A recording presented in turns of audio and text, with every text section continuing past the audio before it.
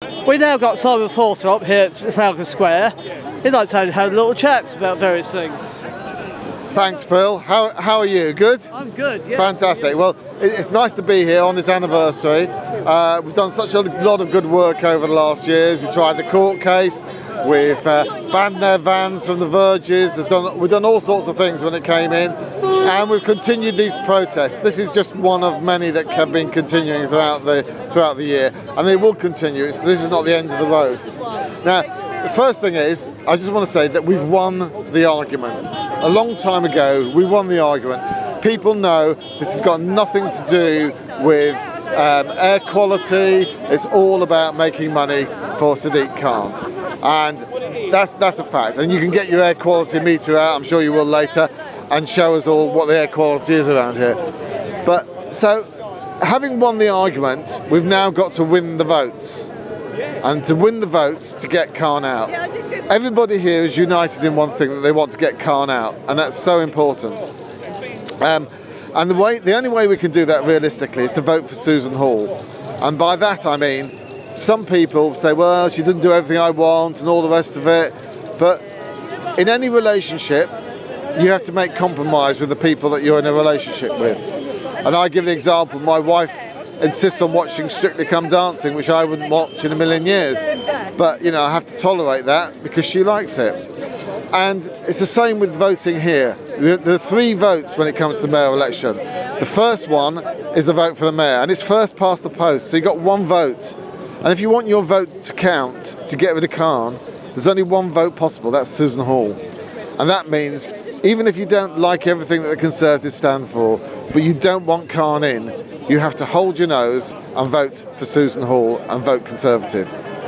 That's the first thing. The second one is the constituencies. And that's people like Peter Fortune. And again, that's first past the post. And we want to keep people like Peter Fortune in situ, doing the good job that they're doing, holding Khan to account. And then the final one is what they call the top-up list. And on the top-up list, you can vote for a political party. So for those people who are inclined to vote Reform, I say that's where you do your votes. That's where you vote for Reform. As a Conservative, I encourage you to vote Conservative, but if you must vote for Reform, that is where you do it, because that will ensure that Howard Cox gets elected to the London Assembly. And for those people that want to see Howard and Susan working together, well, you will do, because Susan Hall as Mayor and Howard Cox in the London Assembly, you'll see them working together. And you'll also see that some of those boundaries that Susan will be setting, that Howard can push at them and try and encourage her to move further forward in terms of rolling back ULEZ, etc. So that's really important, and I wanted to get that message out there. The second thing I want to talk about is, I said we've won the argument, and that goes without saying. You knock on doors and people say, yeah, this ULEZ is it's absolute rubbish, it's got nothing to do with air quality. So people know it, they get it, they really do. And they're inclined to support an anti-ULEZ candidate. The problem is, you have some people who I will describe as hotheads who get out of control.